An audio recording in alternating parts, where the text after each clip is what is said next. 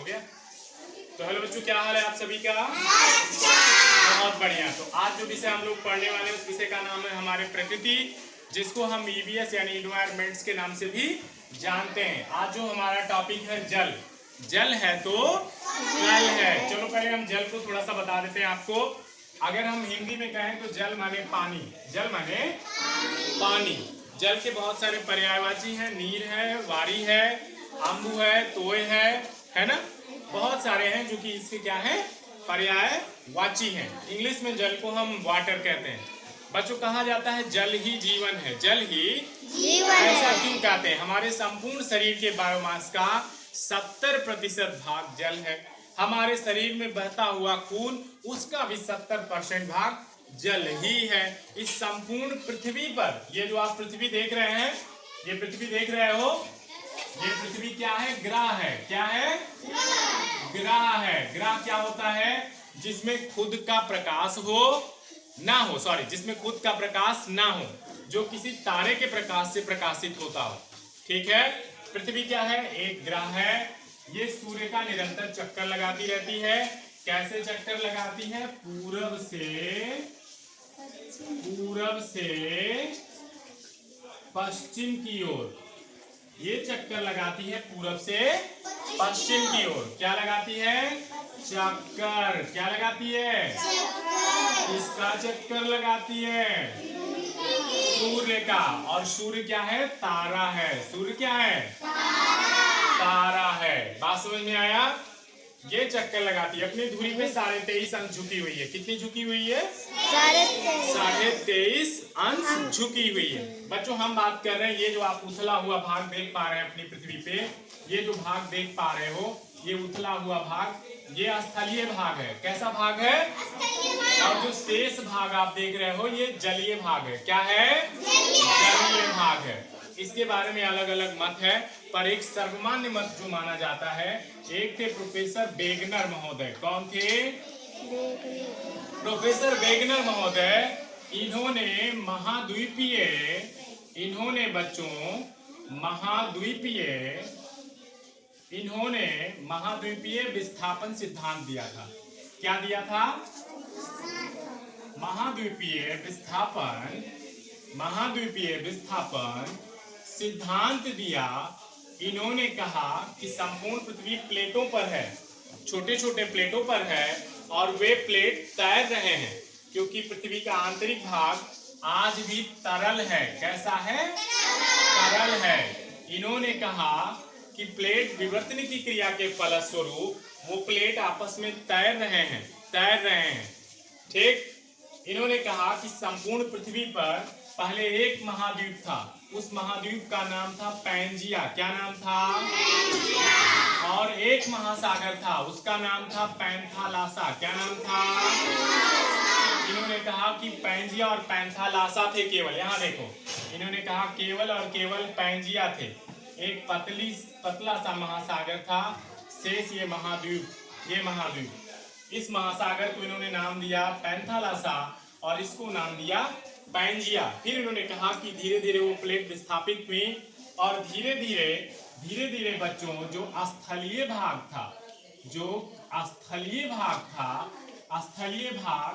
महाद्वीप बन गए। क्या बन गए?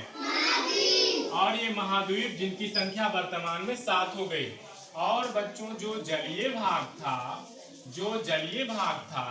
ये महासागर बन गया। क्या बन गया? महासागर बन गया। और ये महासागर वर्तमान में 5 हैं। कितने हैं? 5 हैं। ये जो संपूर्ण महासागर और इसके अलावा अन्य जो जल स्रोत हैं, संपूर्ण महासागर और अन्य जल स्रोत बच्चों जो हैं, ये संपूर्ण पृथ्वी का 70% भाग, लगभग 71% भाग है। लगभग 71% भाग संपूर्ण पृथ्वी पर क्या है? जल है। क्या है? जल है। संपूर्ण पृथ्वी का लगभग 71% भाग जल है, जो कि अलग अलग रूपों में पाया जाता है। कहीं पर नदी के रूप में पाया जाता है, कहीं पर झील के रूप में पाया जाता है, कहीं पर तालाबों के रूप में है, कहीं गड्ढे के रूप में है, कहीं सागर के रूप में है, कहीं महासागर के रूप में है, कहीं कहीं पहाड़ों पर बर्फ के रूप में है, कहीं कहीं पहाड़ों पर ये बर्फ के रूप में पाया जाता है, या जगह जगह इसके जल स्रोत हैं। अलग अलग वाटर बॉडीज हैं ये, और ये संपूर्ण पृथ्वी का लगभग 71% भाग कवर करती हैं। कितने परसेंट भाग कवर कर रही हैं बच्चों? 71% भाग। आइए जल को जान लेते हैं रासायनिक रूप से। जल जो होता है बच्चों, हाइड्रोजन के 2 अणु और ऑक्सीजन का 1 अणु जब मिल जाता है, ये क्या है? H क्या है? हाइड्रोजन है। क्या है? हाइड्रोजन। हाइड्रोजन। और O क्या है बच्चों? ऑक्सीजन। क्या है? ऑक्सीजन। आप देखेंगे हाइड्रोजन और ऑक्सीजन मिल करके जल का निर्माण करते हैं। किसका निर्माण करते हैं? यही जल जो हम पीते हैं। और ये संपूर्ण पृथ्वी का लगभग 71% है। कितना है बच्चों? 71। बहुत अच्छे। और अलग अलग रूपों में पाया जाता है, कहीं सागर, कहीं महासागर, कहीं नदी, कहीं झील, है ना, कहीं तालाब, कहीं गड्ढे, तो कहीं पहाड़ों पर जमे हुए बर्फ की चादरों के रूप में पाया जाता है। बात समझ में आया? जल को अगर हम केमिकली देखें, अगर रासायनिक रूप से देखें, तो जल हाइड्रोजन के 2 अणु और ऑक्सीजन के 1 अणु से मिल करके जल बनता है। आपसे पूछता भी है निपुण टेस्ट असेसमेंट जब ये होता है, ठीक है? तो हाइड्रोजन और ऑक्सीजन मिल करके जल का निर्माण करते हैं। इतनी बातें समझ में आ गई आपको? संपूर्ण पृथ्वी के कितने भाग पर है? लगभग 71% भाग पे है। कितने प्रतिशत भाग पे है?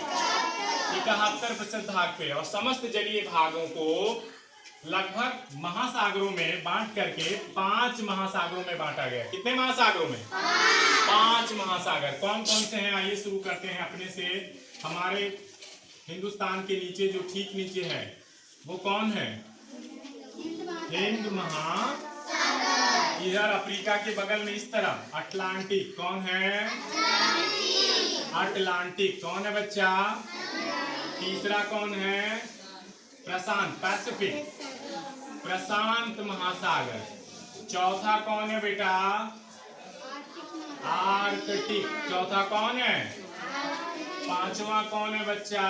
अंटार्कटिक। अंटार्कटिक। ये पांचों आप देख पा रहे हैं। हिंद महासागर 1, अटलांटिक 2, प्रशांत 3, आर्कटिक 4, अंटार्कटिक 5। ये 5 महासागर हैं जो समस्त जल बॉडी को अपने अंदर समाहित किए हुए हैं। पर बच्चों, ये जो महासागर आप देख रहे हैं, इन महासागरों में लवणता अधिक होती है। लवणता अधिक होती है अर्थात नमक ज्यादा होता है। नमक अर्थात खारापन ज्यादा है। क्या ज्यादा है? खारापन होने की वजह से हम इस पानी को पी नहीं सकते। अगर पी लेंगे तो हमारी नसें फट जाएंगी, ब्लॉक हो जाएगा। इसमें सेलेनाइजेशन बहुत ज्यादा है, लवणता, नमक ज्यादा है। इसी कारण इसका घनत्व ज्यादा होता है। क्या ज्यादा होता है? यही रीजन है कि नदी की अपेक्षा महासागर में लोग जल्दी नहीं डूबते हैं। ठीक? महासागरीय जल हल्का होता है। क्या होता है? हल्का होता है नदियों की अपेक्षा। सॉरी, भारी होता है। हल्का नहीं, भारी होता है। इसलिए लोग जल्दी इसमें डूबते नहीं है, क्योंकि इसमें लवणता अधिक पाया जाता है। आगे देखेंगे बच्चों, इसको मैं मिटा रहा हूं। आगे देखेंगे, जो संपूर्ण पृथ्वी का 71% जल है, यह जल हम पी नहीं सकते हैं। यह जल पी नहीं सकते हैं। लगभग 97% जल, संपूर्ण जो 71% जल पृथ्वी पे पाया जाता है बेटा, इसका 97% जल दूषित है। कैसा है? दूषित है, लगभग पीने लायक नहीं है। शेष जो पीने लायक है वो भूगर्भीय जल है। कैसा जल है? भूगर्भीय जल। अर्थात पृथ्वी के अंदर जो पानी रहता है, जो हम नलकूप इत्यादि के माध्यम से, सबमर्सिबल के माध्यम से खोद करके उसको निकालते हैं और पीते हैं, वो भूगर्भीय जल होता है। ये भूगर्भीय जल लगभग 3% है। इसको हम शुद्ध जल भी कह सकते हैं। शुद्ध जल भी कह सकते हैं, पर यह शुद्ध जल भी अब वर्तमान में उतना शुद्ध नहीं है कि हम इसको पी पाए। तो क्या करेंगे? इसका लगभग इस 3% में भी केवल 1% पानी, केवल 1% पानी बच्चों पीने लायक है। कैसा है? पीने लायक है। आपने क्या देखा? संपूर्ण पृथ्वी के पूरे संपूर्ण पृथ्वी के संपूर्ण क्षेत्रफल पर 71% जल है, लेकिन वो जल पीने लायक नहीं, क्योंकि या तो वह दूषित है या तो उसमें लवणता अधिक है, नमक ज्यादा है। इसके अलावा जो शेष 3% भूगर्भीय जल है, वह जल भी हमने रसायनों इत्यादि का प्रयोग करके खेतों में तमाम सारे अनुप्रयोग कर करके उस पानी को भी दूषित कर दिया है, और उस पानी का भी केवल 1% पानी पीने लायक है। सोचो, संपूर्ण पृथ्वी पर जो भी जल है उसका केवल 1% पानी पीने लायक है। और वर्तमान में हमारे विश्व की जनसंख्या लगभग 8 अरब जनसंख्या है। बताओ, 8 अरब जनसंख्या और केवल 1% पानी पीने लायक है, तो सोचो पानी की कीमत कितनी है। इसीलिए बच्चों ये लाइन आई, जल है तो कल है। अगर जल नहीं रहेगा तो क्या हमारा जीवन कल बचेगा बच्चों? नहीं बचेगा, क्योंकि हम धीरे धीरे भूगर्भीय जल को निकाल के सिंचाई इत्यादि में खर्च कर रहे हैं। तमाम सारे कल कारखानों के माध्यम से हम उसको प्रदूषित कर रहे हैं। खेतों में तमाम सारे हम पेस्टिसाइड्स और दुनिया भर के फर्टिलाइजर्स खाद डाल डाल के हम उस पानी को भी क्या कर दे रहे हैं? गंदा कर दे रहे हैं। तो वह पानी भी अब पीने लायक नहीं बचा है। तो बच्चों ये हमारा कर्तव्य बनता है कि जो पानी शेष बचा है उस पानी को हम सुरक्षित रखें।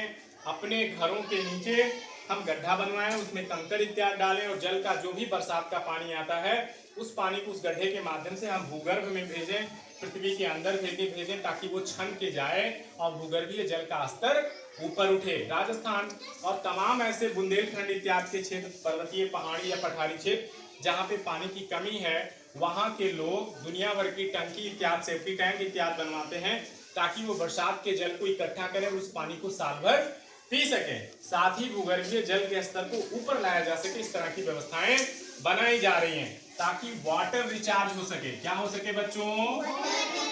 Water recharge. क्या हो सके?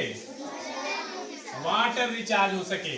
तो इस पाठ के माध्यम से मुझे आज आपको इतना ही बताना था कि अगर ये पानी नहीं रहेगा तो हमारा कल अर्थात हमारा भविष्य नहीं बचेगा। स्थिति कितनी गंभीर है वो आप यहाँ से समझें कि 71% पानी का 97% तो दूषित ही है।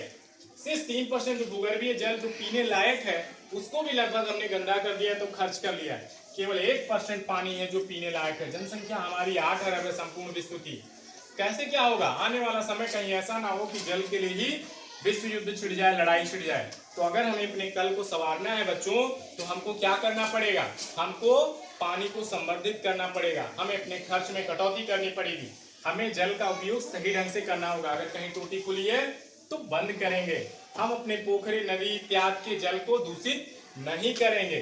हम अगर खेतों की सिंचाई कर रहे हैं तो भर भर के पानी डालने से बेहतर जो स्प्रिंकल मेथड है, जो छिड़काव विधि इत्यादि है, उसका प्रयोग करके खेतों की सिंचाई करेंगे, ताकि कम से कम भूगर्भीय जल का इस्तेमाल हो। साथ ही साथ वाटर रिचार्ज के लिए हम लोग कुआं बनाएंगे, पोखरा बनाएंगे, तालाब बनाएंगे, घरों के नीचे गड्ढे बनाएंगे, ताकि जो बरसात का पानी हम उसमें सजो सकें और वो अंदर जा करके हमारे भूगर्भीय जल के स्तर को बढ़ाए। तो बच्चों आज की क्लास आपको कैसी लगी? Thank you.